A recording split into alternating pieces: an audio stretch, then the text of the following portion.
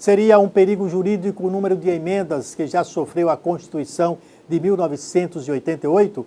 A resposta você confere na continuação da entrevista com o desembargador aposentado Netônio Bezerra. A Constituição Federal já recebeu inúmeras emendas. Para uma lei maior no país, isso não significaria um perigo jurídico? Na realidade, quando é comparado, uma vez disse, e ele fez até um artigo interessante, denominado Requiem para uma Constituição. Ele dizia,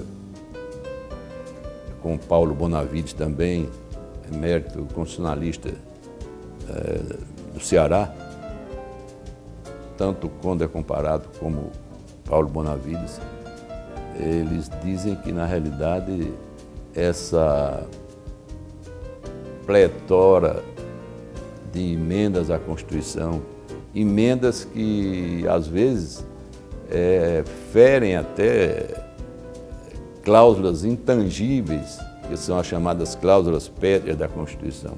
E há pouco nós vimos, a propósito disso, uma certa incompreensão quando a Suprema Corte considerou inconstitucional um mero projeto de Constituição que feria a cláusula pétrea.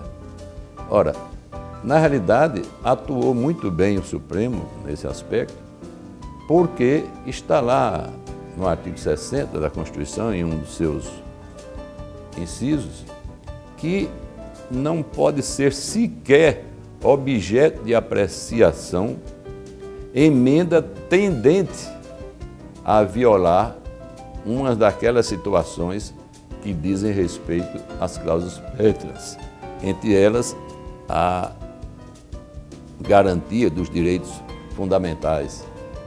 Então, é imprescindível mesmo que haja esse controle. É para isso que existe a Suprema Corte brasileira, o Supremo Tribunal Federal. É essencialmente para isso. Não é uma corte exclusivamente constitucional, como é a americana, mas tem essa função precípua e é a função mais relevante, onde são levados em consideração não apenas aspectos de ordem jurídica, mas de ordem política, não político-partidário, mas política no sentido de organização de uma sociedade, previstos na própria Constituição. Uma reforma política ajudaria a consolidar avanços na Constituição? Eu entendo que nós carecemos, e não é de agora, de uma reforma política.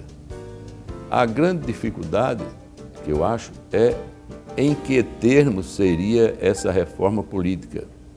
E uma dificuldade maior. Se a própria Constituição, que é a lei maior deste país, ela vem sendo aviltada, eu tenho dúvidas até quando uma reforma política formalmente ideal poderia, com a influência dos fatores reais de poder, atuar como se espera. Porque a Constituição, como a lei, como qualquer projeto, ele não se realiza senão através da dimensão pessoal do Estado. E a dimensão pessoal do Estado, como o nome está dizendo, são as pessoas.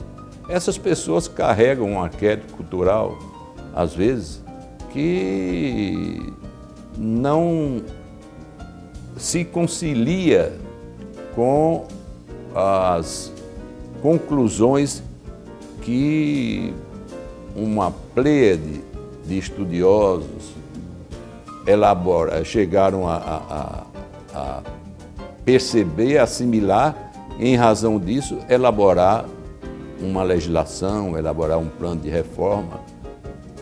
Que é necessária uma reforma política, sem dúvida é.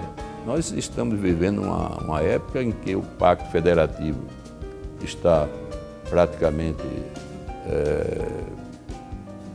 sucumbido, vamos dizer, ou pelo menos parcialmente ferido, em que os valores institucionais estão sofrendo uma terrível agressão. Há, por conta desses descasos, desses desmandos, uma descrença nas instituições e, sem dúvida, que essa reforma política é um imperativo que já se manifesta há muito tempo e tanto me parece ser verdade o que eu digo com relação à pouca vontade de fazer o que efetivamente devia ser feito na reforma política, é que até a própria reforma política vem se arrastando sem ser sequer formalizada, quanto mais implementada materialmente. Depois do intervalo, final do programa especial sobre os 25 anos da Constituição Brasileira. A gente volta em instantes.